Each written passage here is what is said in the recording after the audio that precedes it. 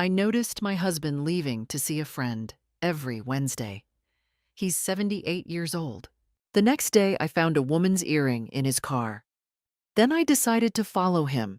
And when I saw him, good day, dear listeners. It's Clara again. I'm glad you're here with me. Please like this video and listen to my story till the end and let me know which city you're listening from. That way I can see how far my story has traveled. For 52 years, I believed I knew my husband better than anyone in this world. Richard and I had built our life brick by brick, raised 3 children, survived financial hardships, celebrated grandchildren's birthdays, and grown old together in our modest 2-story house in suburban Pennsylvania. At 75, I thought the hardest battles were behind us. I was wrong. It started small, the way poison often does. Last September, Richard announced he'd be meeting his old friend Tom every Wednesday evening. "Just cards and beer, Margaret," he'd say, kissing my forehead before heading out around 6. "You know how it is with old guys like us. We need our rituals." I didn't question it. Why would I? Richard had always been a creature of habit. Besides, at 78, he deserved his social time. I'd spend those evenings watching my shows, knitting blankets for our newest great-grandchild, enjoying the quiet of our empty nest. But then, the small things began piling up. He started showering before these Wednesday outings. Richard, who'd worn the same cologne for 30 years, suddenly came home smelling different, not of beer and cigar smoke, but of something floral, almost feminine. His phone, which used to sit on the kitchen counter all day, now lived in his pocket. When it buzzed, he'd glance at it with an expression I'd never seen before. Something between guilt and excitement. "Who's texting you?" I asked one evening, trying to sound casual. "Just Tom, confirming tonight," he'd mumble, but his fingers moved too quickly, deleting something before pocketing the phone again. Then came the clothes. My husband, who'd lived in plaid shirts and khakis for decades, bought new jeans, fitted ones, and a leather jacket that made him look like he was trying to reclaim his youth. When I complimented him, he barely acknowledged it, too busy checking his reflection in the hallway mirror. The Wednesdays became sacred. Once our daughter Lisa called, begging us to babysit because her regular sitter canceled. It was a Wednesday. "Can't tomorrow work?" Richard asked, his voice strained. "I have my thing with Tom." "Dad, it's an emergency," Lisa pleaded, but he held firm. My easygoing husband, who'd always put family first, chose cards over his own granddaughter. I watched him leave that evening, and for the first time in 5 decades, I felt something cold settle in my chest. Suspicion. I told myself I was being paranoid. 78-year-old men don't have affairs, do they? But last Thursday morning, everything crystallized. Richard had taken my car to the shop because his was getting detailed, another new habit. When he returned it, I found my grocery list still clipped to the visor. I reached for it, and that's when something caught the morning light. An earring, small, dangling with a cheap purple stone, definitely not mine. I've worn the same pearl studs Richard gave me on our 10th anniversary for 42 years. My hands trembled as I held it. The metal was still slightly warm, as if it had been worn recently. A woman had been in my car. In Richard's car, technically, since he'd been driving it yesterday. Wednesday. I sat in the driver's seat, that tiny piece of costume jewelry burning in my palm, and felt my entire world tilt. The cologne, the new clothes, the secretive phone calls, the Wednesday absences. There was no Tom. There never had been. My husband of 52 years was having an affair. The realization didn't hit like a thunderclap. It spread through me like ice water, filling every vessel, every organ, until I felt frozen from the inside out. I was 75 years old. I'd given this man my youth, my middle age, and now my golden years. We were supposed to be beyond this. Weren't we too old for such betrayals? But that earring, that cheap, gaudy earring, told a different story. I walked back into our house where Richard sat, reading the newspaper, coffee in hand, looking like the man I'd woken up beside for 19,000 mornings. He glanced up and smiled. "Car running okay, sweetheart?" I smiled back, the earring hidden in my closed fist. "Perfect," I lied, because I'd made a decision in that moment. I wouldn't confront him. Not yet. First, I needed to know the truth. All of it. Next Wednesday, I wouldn't be home knitting. I'd be following my husband. I didn't sleep that night. Or the next. I'd lie beside Richard, listening to him snore, and wonder who he became when he left our bed. Who was she? How long had this been going on? And the question that carved me hollow? Did he love her? 52 years of marriage doesn't evaporate overnight, but it can certainly crack. Every shared memory now felt tainted. Our first kiss at the county fair, our wedding day, the births of our children, his hand holding mine through my mother's funeral. Had any of it been real?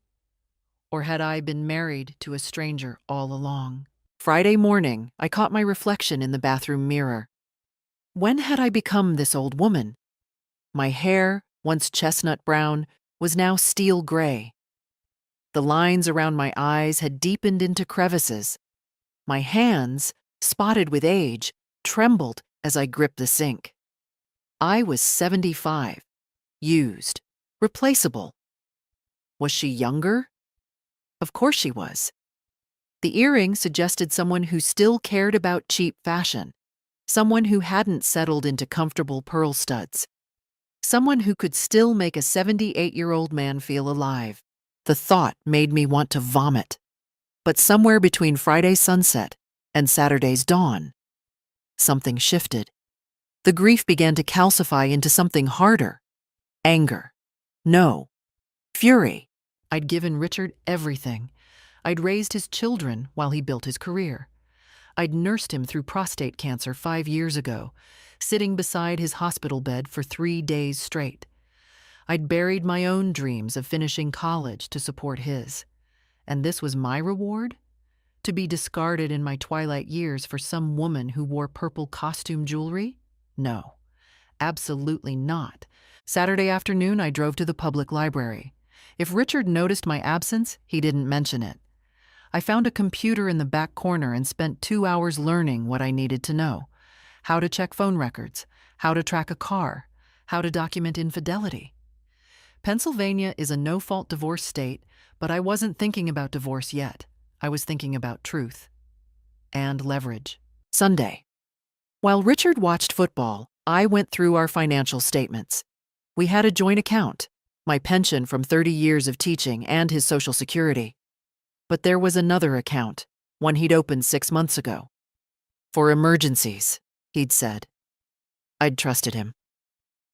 I called the bank Monday morning, claiming I'd forgotten the password. The sympathetic clerk helped me reset it.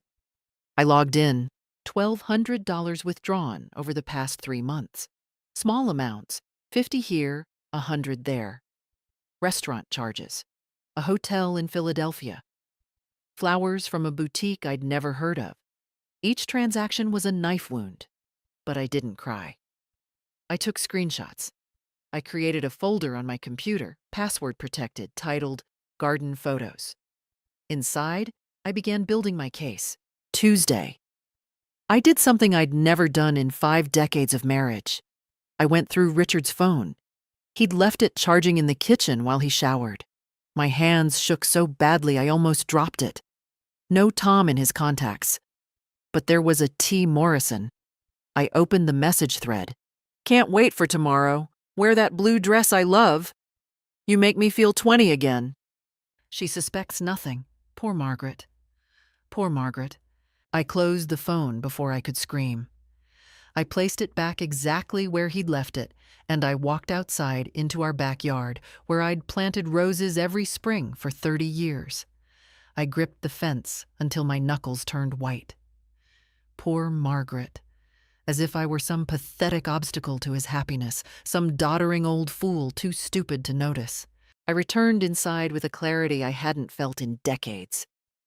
Richard was in the kitchen, pouring coffee, humming. "You seem chipper," I observed. "Just a good day, sweetheart." He kissed my cheek, the same lips that probably kissed her. "Tomorrow's Wednesday," I reminded him. "Your card night?" "That's right. I'll be back by 10. "Take your time," I said sweetly. "I might visit Linda anyway." He smiled, relieved, probably thrilled to have extra time with T. Morrison. I smiled back, because tomorrow I wouldn't be visiting Linda. Tomorrow I'd rent a car from the agency across town. Tomorrow I'd follow my husband and see exactly where his Wednesdays took him. And then the real reckoning would begin. Wednesday arrived with cruel sunshine. I woke before Richard, dressed in dark clothes I'd never worn together. Black pants, navy jacket, sunglasses I'd bought the day before. Looking at myself in the mirror, I barely recognized the woman staring back. When had Margaret the schoolteacher become Margaret the spy? Richard hummed in the shower. Actually hummed. The sound made my stomach turn. At 9, I drove to Enterprise Rent-A-Car 2 towns over. The young clerk barely glanced at my license. 20 minutes later, I was driving a gray Honda Civic, as anonymous as air. I parked it at the grocery store lot 3 blocks from our house and walked home. The day crawled.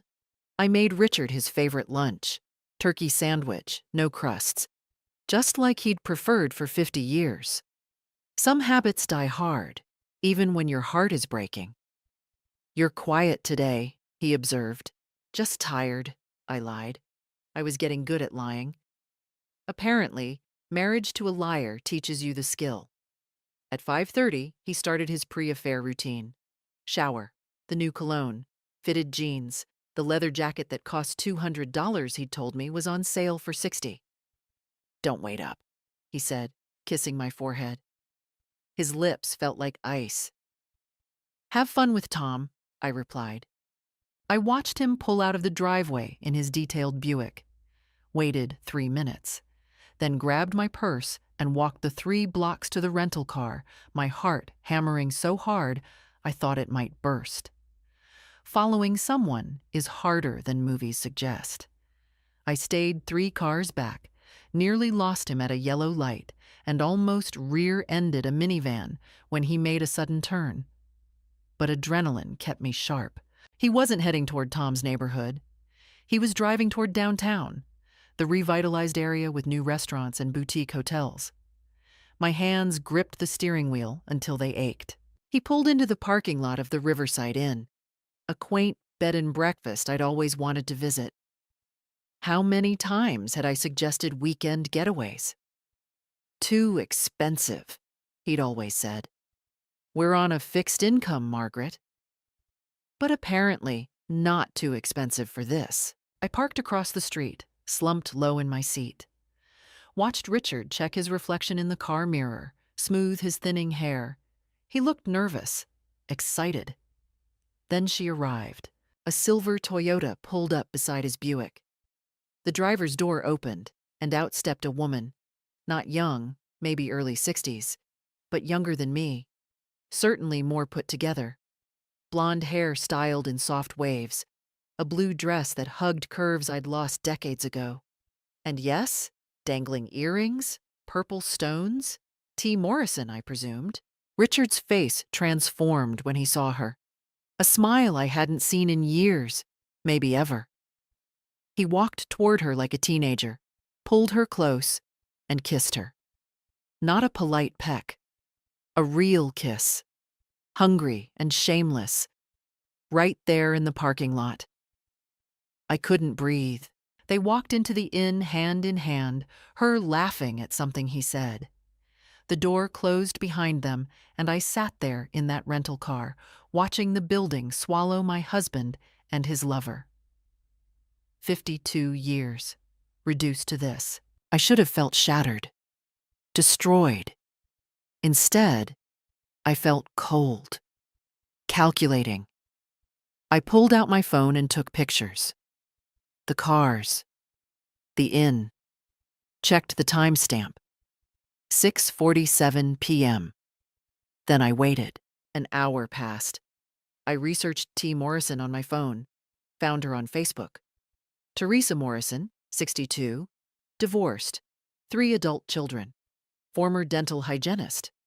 Her page full of inspirational quotes about living your best life and you're never too old for love. Apparently, she didn't care whose marriage she destroyed for that love. At 8:15, they emerged, disheveled, happy. He kissed her again beside the cars, longer this time, reluctant to part. Same time next week? I could hear her voice carry across the parking lot. Bright, young-sounding. Wouldn't miss it for the world, my husband replied. They separated. I slumped down as Richard's Buick passed my position. Waited until Teresa drove away in the opposite direction. Then I sat in that parking lot and made my decision. I wasn't going to cry, wasn't going to beg, wasn't going to play the victim role Richard and his cheap mistress had assigned me. Poor Margaret. Suspects nothing. Number. Poor Margaret was done. I drove to the inn's entrance. The desk clerk, a young woman with kind eyes, looked up. Welcome to Riverside Inn. Checking in?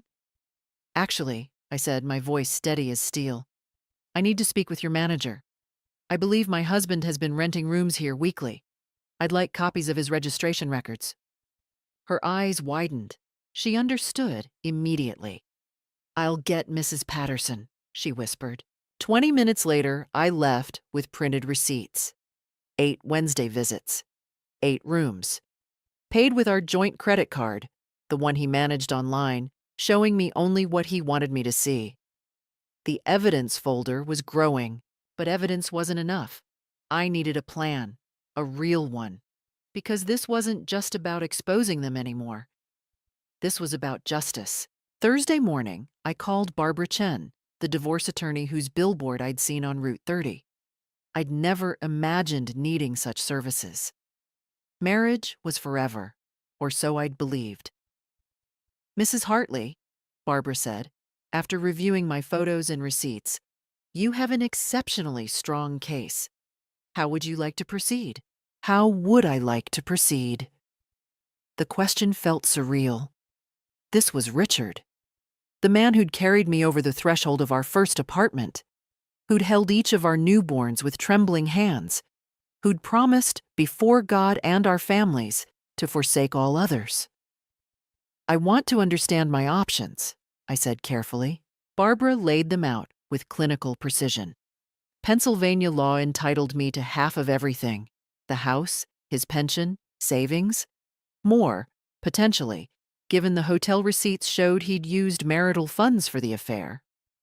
I can file next week if you'd like, she offered. Not yet, I said. I need to secure something first. Friday, I opened my own bank account, transferred exactly half of our joint savings, my half, legally speaking. Redirected my pension deposits, changed my credit card passwords. Every action felt like removing Richard's fingerprints from my life, one by one. Saturday, Richard noticed. Margaret.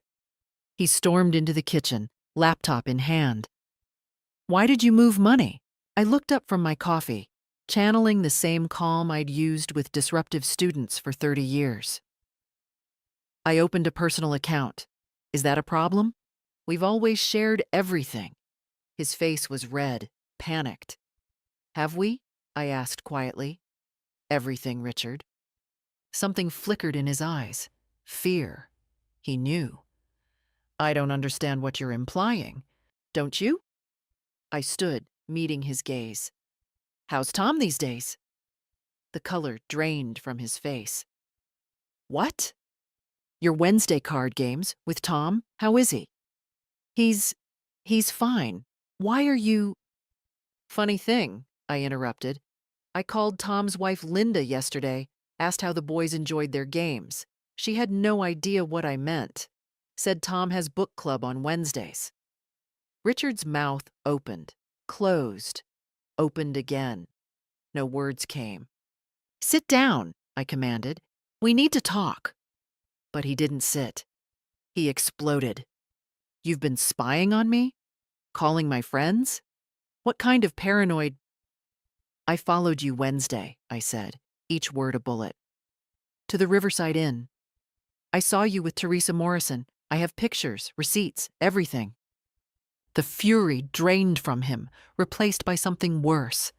Guilt mixed with defiance. "Margaret, listen." "No, you listen." My voice didn't shake. Surprising. "You've been conducting an affair for months, possibly longer. Using our money, lying to my face, making me feel crazy for noticing." "It's not what you think." "It's exactly what I think. I have hotel records, Richard. 8 visits. How long has this been going on?" He collapsed into a chair, suddenly looking every one of his 78 years. "6 months," he whispered. "I met her at the pharmacy. We just talked at first. She's divorced, lonely. I was lonely too." Lonely. The word felt like acid. "You have a wife!" "A roommate," he shouted back, finding his anger again. "When's the last time you really saw me, Margaret? When's the last time we did anything besides exist in the same house?" The accusation stung because it held a sliver of truth. We had grown comfortable, complacent. But comfortable didn't justify betrayal. "So divorce me," I said coldly. "Don't humiliate me. I didn't want to hurt you." "But you did it anyway." He was quiet for a long moment, then, "What do you want?" What did I want? A good question. "I want you out of this house," I said. "I want time to think. And I want you to know that if you contact Teresa Morrison before we resolve this, I'll file for divorce and take everything." "You can't do that." "I absolutely can. Check with your lawyer." I'd already checked with mine. His face hardened. "Teresa warned me you'd react like this." "Oh, did she?" "Teresa doesn't know me," I said, "but she's about to." That evening, my phone rang. Unknown number. "Mrs. Hartley?" A woman's voice. Light, fake sweet. "This is Teresa Morrison." My blood turned to ice water. "I think we should talk," she continued.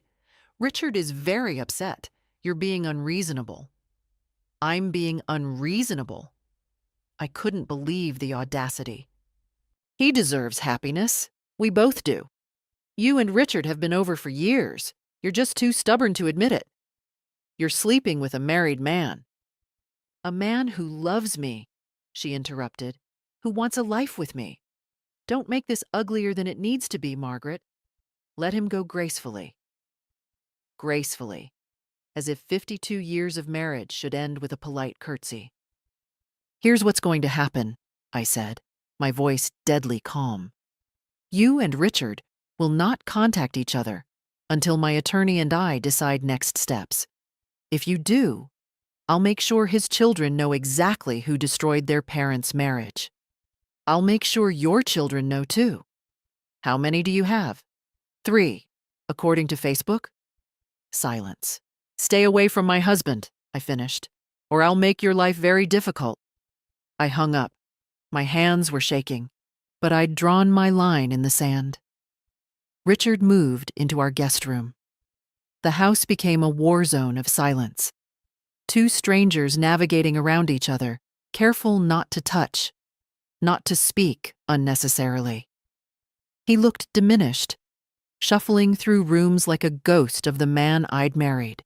Part of me, the part that had loved him for 52 years, wanted to comfort him. That part was dying, but it wasn't dead yet. Monday morning, I found an envelope on the kitchen table. Inside, a check for $5,000 and a handwritten letter. "Margaret, I know money doesn't fix what I've broken, but I want you to have this. Take a trip. Visit your sister in Colorado. Buy something nice. I'm moving out this weekend to give you space. I never meant to hurt you. Teresa and it just happened. But you're right. I handled it wrong." I should have been honest. Can we talk? Really talk? Maybe there's a way to end this with dignity. Richard, dignity. There was that word again. The check sat on the table, a paper Band-Aid for a gaping wound. $5,000. What did he think that would buy? My silence? My compliance? I tore it in half. Tuesday, Teresa texted me. Somehow she'd gotten my number, probably from Richard. I know you're angry, but we're all adults here. Richard and I didn't plan this, but love doesn't follow schedules. He's miserable living like this. Please, for everyone's sake, can we meet? Just coffee. Talk it through. The audacity was breathtaking. She wanted to have coffee, to talk it through, as if we were negotiating a business deal, not the wreckage of my life. I didn't respond. Wednesday. I did something I'd been avoiding. I called my daughter Lisa. Mom, I've been trying to reach you. Are you okay? Was I okay? I hadn't been okay in 2 weeks. Lisa, I need to tell you something about your father. The words came in a flood. The affair, the lies, the hotel, everything. Silence stretched on the other end, so long I thought the call had dropped. Lisa? That son of a bitch! Her voice was ice. Mom, I'm coming over. You don't have to. I'm coming over. She arrived within the hour, my 48-year-old daughter, with fire in her eyes. She found Richard in the guest room and unleashed a fury I'd never witnessed. How could you? Mom stood by you through everything, the cancer, the layoffs, when your own mother disowned you for marrying her. Lisa, you don't understand. I understand perfectly. You're a selfish old fool having a pathetic midlife crisis 20 years too late. Their shouting brought our son Marcus from across town. Then our youngest, David, drove in from Philadelphia. By evening, all 3 of my children sat around the kitchen table, united in outrage. You should take him for everything, Marcus said, the lawyer in him calculating damages. I want you to be happy, Mom, David added quietly, whatever that looks like. Their support was oxygen to my drowning lungs. Thursday, I met my friend Joan for lunch. We'd taught together for 20 years, shared countless coffees, watched each other's children grow. If anyone would understand, it was Joan. I knew something was off, she said after I explained. At the retirement party last month, Richard seemed distant, and when that woman showed up, what woman? Joan's face fell. You didn't know. Teresa Morrison came to your retirement party. She said she was a friend of Richard's from the pharmacy. They talked in the corner for 20 minutes. My retirement party, my celebration. She'd been there, in the same room, probably smirking at me. Joan, I need to ask you something. Am I being vindictive? Should I just let him go? Vindictive? Joan gripped my hand. Margaret, you're being sane. He betrayed you. He gets to feel the consequences. That night, Richard tried one more time. He knocked on my bedroom door, a door he hadn't knocked on in 50 years. Margaret, please, can I come in? No. I'm begging you. Don't destroy our family over this. The kids are angry now, but they'll forgive me. We can forgive each other. Start fresh. Start fresh. At 75 and 78. After everything. You want forgiveness? I asked through the door. Earn it, but not from me. I'm done being your safety net. Teresa doesn't mean anything. Then why can't you stop seeing her? Silence. That's what I thought, I said. Good night, Richard. I heard him shuffle away, and I lay in bed, staring at the ceiling. My children supported me. My friends supported me. I had an attorney, a plan, and half our money safely in my name. For the first time in 2 weeks, I felt something besides pain. I felt powerful. Friday evening, the doorbell rang. I wasn't expecting anyone. Through the peephole, I saw Richard, and beside him, like a bad dream made flesh, stood Teresa Morrison. The audacity. I opened the door but didn't step aside. "What is this?" "We need to talk," Richard said. He looked rehearsed, coached. "All three of us, like adults. You brought your mistress to my home." "Please don't call me that," Teresa interjected, her voice dripping false hurt. "I'm not trying to be an enemy, Margaret. We're all going through something difficult." "We're all going through something difficult," as if she were equally victimized by this situation she'd created. "You have 60 seconds, I said. "Then I'm calling the police." They exchanged a look. Richard gestured toward the living room. "Can we at least sit?" 55 seconds. Teresa sighed, a practiced sound of long-suffering patience. "Fine. We'll stand. Richard and I have been talking, and we think there's a solution that works for everyone." Everyone, meaning them. "Richard moves out officially," Teresa continued, as if reading from a script. "You keep the house. He pays you a monthly amount from his pension. We all move forward with our lives. No lawyers, no drama. Just dignity."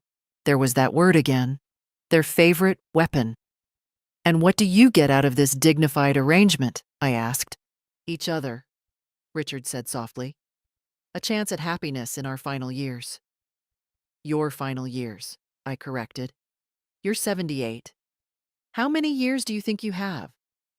"That's cruel," Teresa said, placing a protective hand on Richard's arm. The gesture was so possessive, so public, I wanted to slap it away. 40 seconds, I said instead. "Mom?" I turned to see Lisa standing in the hallway, having let herself in through the back.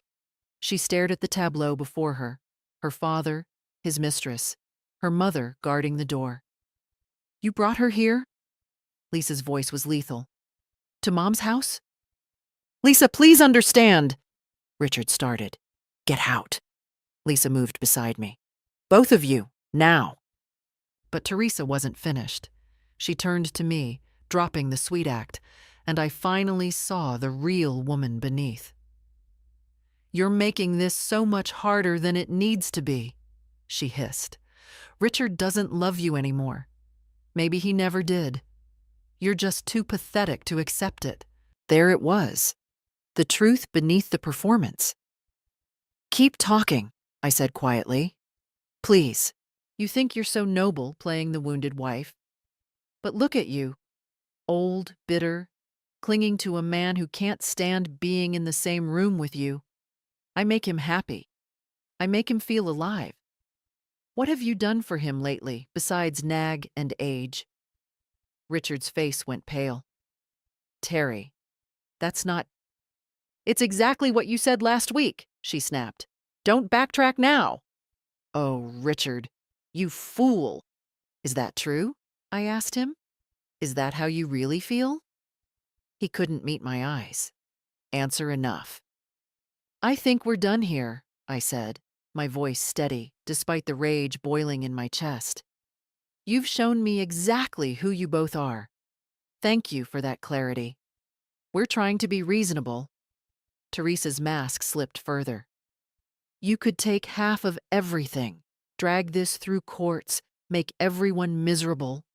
Or you could take the deal, keep your dignity." "My dignity?" I laughed, a sound like breaking glass. "You're standing in my home, with my husband telling me about dignity? You're a joke, both of you." "Mom's being more than reasonable," Lisa interjected. "She could destroy you both publicly. Dad's reputation, your family's knowing the truth. But she's been quiet. Don't mistake kindness for weakness." Teresa's eyes narrowed. "You think you can threaten me?" "I don't make threats," I said. "I make promises. Here's one. If you ever set foot on my property again, I'll file a restraining order. I'll contact your children and show them the hotel receipts. I'll make sure everyone in your life knows exactly what kind of person you are." "You vindictive bitch! Out!" Lisa roared, stepping forward. "Get the hell out before I throw you out!" Richard grabbed Teresa's arm, pulling her toward the door. She resisted, still spitting venom. "You'll regret this. Richard deserves better than you."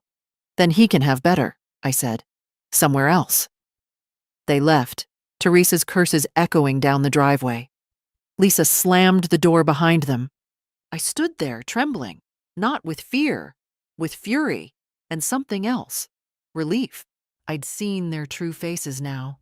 The manipulation, the gaslighting, the cruelty beneath the performance of civility. They'd come to break me, to make me accept my role as the obstacle to their happiness. But they'd failed. "Mom?" Lisa touched my shoulder. "You okay?" I turned to her and smiled. Really smiled. "I'm perfect," I said, "because now I know exactly what I'm fighting." And I was going to win. I scheduled the family meeting for the following Sunday. All 3 children, their spouses, and Richard. I insisted he attend. "Family matters," I told him on the phone. His voice was wary, but he agreed. I didn't tell him Teresa wouldn't be welcome. Barbara Chen prepped me Friday. "Remember," she said, "this isn't about revenge. It's about protecting your future. Stay calm. Stick to facts." Sunday arrived with autumn rain. Appropriate, I thought. The death of one season, the beginning of another. They gathered in our dining room, the same room where we'd hosted 52 Thanksgivings, countless birthdays, celebrations of lives lived together. The irony wasn't lost on me. Marcus, Lisa, and David sat on one side. Their spouses flanked them. Richard sat alone at the opposite end, looking like a defendant awaiting sentencing. I stood at the head of the table. "Thank you all for coming," I began. "I've asked you here because your father and I have reached a crossroads, and you deserve to know the truth before rumors spread." "Mom, we already know," Lisa started. "Please, let me finish." I placed a folder on the table. 6 months ago, your father began an affair with a woman named Teresa Morrison. He's been lying about Wednesday card games, spending our money on hotel rooms, and planning a future with her while still living in this house. Richard's jaw tightened. "Margaret, this is unnecessarily—" "I have receipts," I continued, opening the folder. 8 hotel visits, dinners, flowers, all charged to our joint credit card. The one he claimed to manage to simplify our finances. I slid the papers across the table. Marcus picked them up, his expression darkening with each page. "Dad," he said quietly. "What the hell? Your mother is twisting this." "I have text messages," I interrupted, "from Richard to Teresa. Would you like me to read them aloud?" Richard went white. "How did you—" "I'm not as technically challenged as you assumed. You left your laptop unlocked. Your messages backed up to the cloud. Very convenient." I pulled out printed screenshots. "Here's one from August. Margaret suspects nothing. Poor thing." The room went silent. You could hear the rain against windows. Another from September. "I wish I'd left her years ago.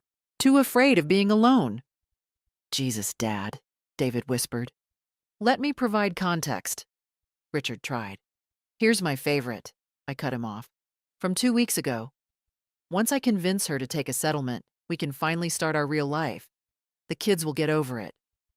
Lisa stood abruptly, her chair screeching. "You calculated this? You're manipulating Mom while planning to abandon her?" "It's more complicated than—" "It's really not," Marcus said, his lawyer voice emerging. "You committed adultery, used marital funds for the affair, and attempted to coerce Mom into an unfavorable settlement.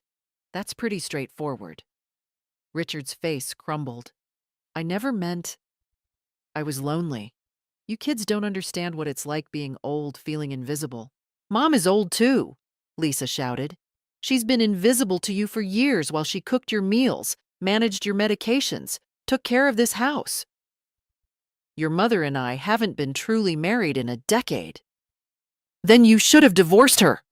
David slammed his hand on the table. "Not humiliated her."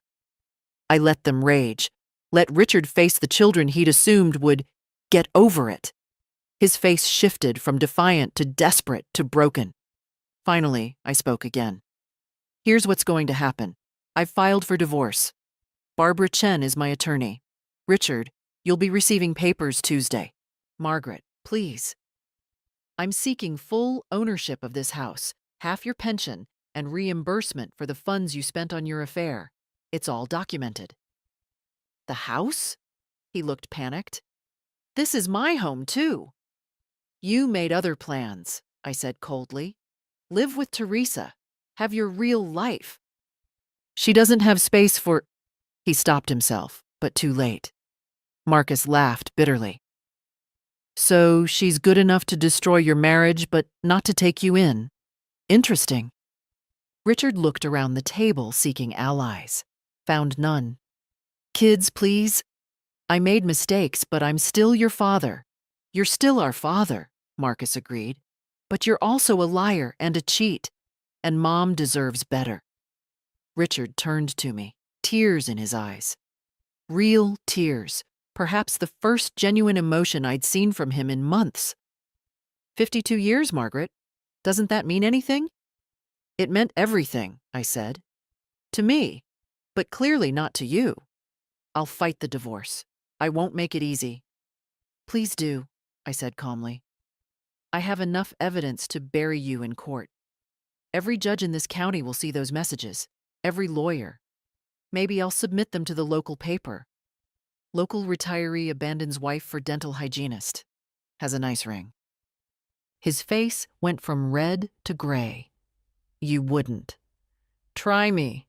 We stared at each other across the table, across 52 years of marriage, across a chasm that couldn't be bridged. He blinked first. What do you want? He asked, defeated. Everything I'm legally entitled to, I said. And you out of this house by Friday. The meeting ended. My children hugged me, avoided their father. He left alone, rain-soaked, looking every day of his 78 years. I watched him drive away and felt nothing. The war was over. I'd won. The divorce proceedings took 3 months.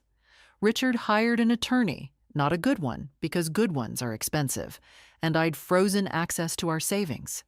His lawyer tried arguing for equal division of assets, claiming Richard's emotional distress entitled him to compensation. Barbara destroyed them. Every hotel receipt, every text message, every lie documented in black and white. The judge, a woman in her 60s who'd seen plenty of such cases, showed no sympathy. Mr. Hartley, she said during the final hearing, you used marital funds to conduct an extramarital affair, deceived your wife for 6 months, and attempted to manipulate her into an unfavorable settlement. This court finds your conduct reprehensible. Richard sat silent, diminished. The final judgment came down in January. I received the house, 65% of Richard's pension, my full retirement account, and $15,000 in reimbursement for affair-related expenses. Richard kept his car and the remaining 35% of his pension. Not enough to support 2 households comfortably. You're destroying me, he said as we left the courthouse. No, I replied. You did that yourself. Richard's attorney pulled him aside, whispering urgently, probably explaining that appealing would cost more than he'd gain. Richard's shoulders sagged further. He'd gambled everything on a sympathetic judge and lost spectacularly. This isn't over, he muttered. But we both knew it was. Barbara handed me the finalized papers outside the courthouse. Congratulations, Mrs. Hartley. You're officially free. Free. The word felt foreign. After 52 years of being Richard's wife, who was I now? I was about to find out. Within weeks, the consequences cascaded. Richard moved in with Teresa. Her cozy townhouse, she'd told him during their affair, perfect for 2. In reality, it was barely adequate for 1. Her adult children, horrified to learn their mother was a homewrecker, stopped speaking to her.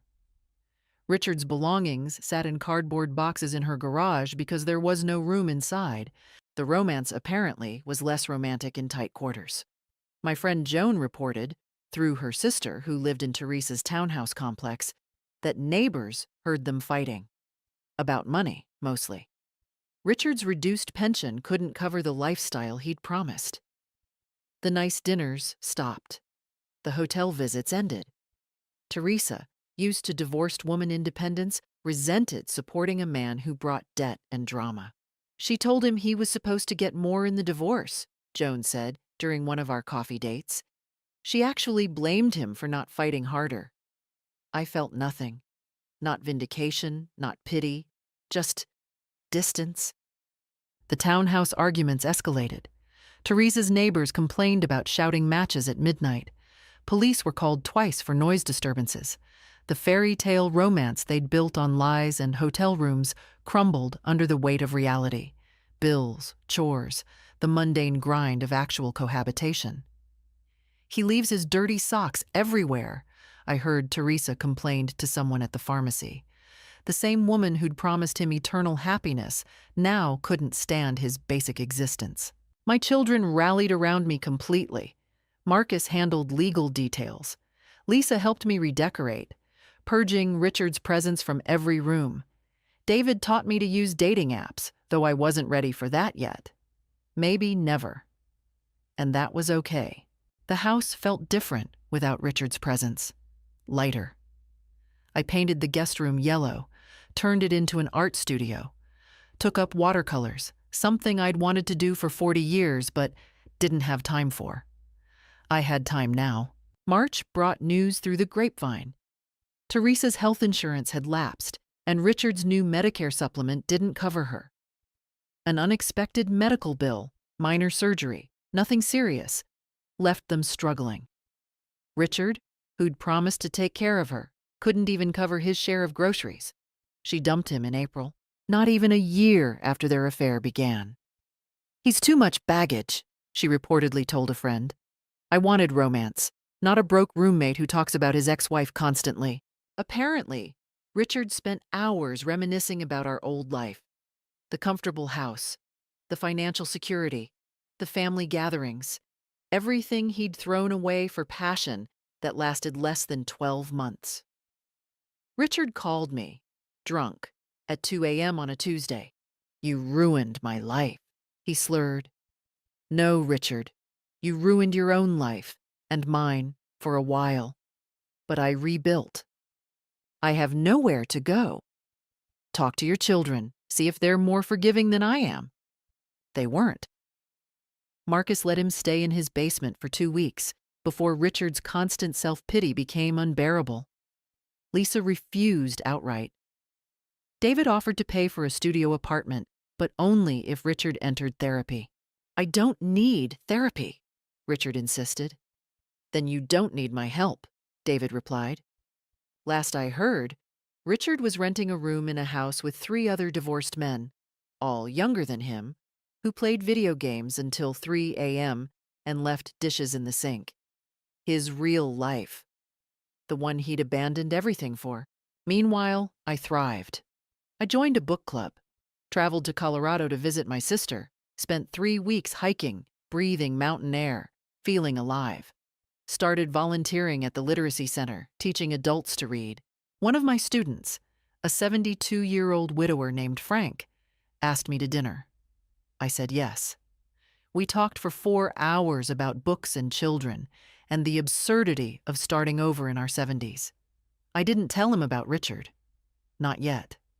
That story belonged to the old Margaret. The new Margaret was writing her own chapters. June brought the final closure I needed. I was gardening, planting roses, my annual ritual, when I saw him. Richard, driving past in a beat-up Honda, looking haggard and alone. He slowed when he saw me, our eyes meeting for a brief moment. I felt nothing, no anger, no sadness, no residual love, just the mild curiosity you'd feel seeing a stranger. He drove on. I returned to my roses, dirt under my fingernails, sun on my face. Free. 1 year after the divorce was finalized, I stood in my kitchen, legally and spiritually mine, making coffee for Frank. We'd been seeing each other for 6 months. Nothing rushed. No promises of forever. Just two people who'd lived full lives enjoying companionship, conversation, and the occasional kiss that still made me feel like a teenager. "Your garden is incredible," he said, looking out the window at my roses. I'd expanded the beds, added perennials, created something beautiful from soil that had felt barren a year ago. "It's my therapy," I replied. He understood. Frank had lost his wife to cancer 3 years prior. He knew about rebuilding, about honoring the past while embracing the present. He never pressured me, never compared himself to Richard, never asked for more than I could give. That patience was its own kind of love. My children adored him, not as a replacement for their father, that wound would always exist, but as evidence that their mother deserved happiness. Lisa invited us both to her daughter's graduation. Marcus asked Frank for poker advice. David just hugged me one day and whispered, "I'm glad you're smiling again, Mom." I was smiling, genuinely. The book club became a cornerstone of my week. 8 women, all over 65, meeting every Tuesday to discuss literature and share life. They'd supported me through the divorce, celebrated my victories, held space for my grief. "You're glowing," Jones said one Tuesday. "Divorce agrees with you." It did. 52 years of diminishing myself to fit into Richard's life had left me compressed, two-dimensional. Now I was expanding, rediscovering dimensions I'd forgotten existed. I took a watercolor class at the community college. My instructor, a woman in her 40s, praised my intuitive use of color. I'd created 12 paintings in 6 months. Landscapes mostly, flowers, one portrait of my granddaughter that made Lisa cry. I traveled to Maine with my sister, spent 2 weeks eating lobster and painting coastlines. Learned to say no without guilt. Bought clothes I actually liked, not just practical beige cardigans. Wore red, bright, unapologetic red. At 76, I was becoming myself. Meanwhile, Richard's life continued its downward spiral. Through mutual acquaintances, small towns are excellent gossip networks, I learned the full extent of his unraveling. After Teresa dumped him, he'd cycled through 3 living situations in 6 months. The rooming house lasted until his roommates tired of his complaining. Marcus's basement ended in arguments. A brief stay with an old army buddy concluded when Richard borrowed money and never repaid it. He finally landed in a subsidized senior apartment complex. 1 bedroom, thin walls, no charm. His 35% pension barely covered rent and utilities. The lifestyle he'd enjoyed for 52 years. Comfortable home, regular meals, financial security. Gone. The apartment building reeked of cabbage and loneliness. His neighbors were strangers. No community, no friends, no family dinners. Just Richard and his regrets in 400 square feet of government-subsidized consequence. He tried reconnecting with old friends. Most sided with me. The ones who stayed neutral eventually drifted away, tired of his bitterness. Richard became that guy, the one who couldn't stop talking about how unfair life was, how his ex-wife had destroyed him, conveniently forgetting his own role in the destruction. "He blames you for everything," Joan reported after running into him at the pharmacy. "Says you turned everyone against him." I shrugged. I didn't need to turn anyone. They saw the truth. Teresa fared no better. Her children remained estranged, the homewrecker label stuck in their small community. She'd quit her dental hygienist job. Too many judgmental patients who'd known me from church, from the school where I taught, and struggled to find new employment. At 63, starting over was harder than she'd anticipated. Her townhouse went into foreclosure 6 months after Richard left. Without his promised financial contribution, she couldn't maintain the mortgage. Last I heard, she was renting a studio apartment, working part-time at a call center, dodging calls from creditors. The romance she'd risked everything for had evaporated within months, leaving only consequences. Her own reflection probably haunted her now. The woman who destroyed a 52-year marriage for purple earrings and Wednesday afternoons that became her prison. She tried reaching out to me once, a rambling email about finding peace and moving forward. I deleted it without responding. She'd earned no space in my life. My life, meanwhile, flourished. I published my first watercolor in a local art show. It sold for $300. Not life-changing money, but validation that I had worth beyond being Richard's wife. The Literacy Center asked me to coordinate their volunteer program, meaningful work that used my teaching skills and helped others. Purpose I'd been missing. Frank introduced me to theater. We saw 6 shows in 3 months. Culture, beauty, experiences. Richard had always dismissed as wasteful spending. One evening, after a particularly moving performance, Frank took my hand. "You know what I love about you," he said. "My stunning good looks," I joked. "Your resilience. You were broken, and you rebuilt yourself into something even stronger." I wasn't broken anymore, I was forged. Thanksgiving arrived. The first without Richard in 53 years. I hosted anyway. All 3 children, their families, Frank, Joan, and her husband. 14 people crowded around the table, laughing, sharing, celebrating. Lisa raised her glass. "To Mom, the strongest woman I know." They echoed the toast. I looked around at the faces I loved, the family I'd built, sometimes despite Richard, I realized now, and felt overwhelming gratitude. Not for the divorce, not for the pain, but for surviving it. December brought a final encounter. The grocery store, Saturday morning. I turned down the cereal aisle and there he was. Richard, older somehow, grayer, pushing a cart with generic brands and lonely dinners for one. Our eyes met. "Margaret," he said. Just my name, heavy with things unsaid. "Richard," I kept my voice neutral. "You look good." He didn't. He looked exhausted, defeated. "Thank you." Silence stretched between us, filled with 52 years and 1,000 might-have-beens. "I'm sorry," he finally said. "For all of it." I nodded. "I know you are.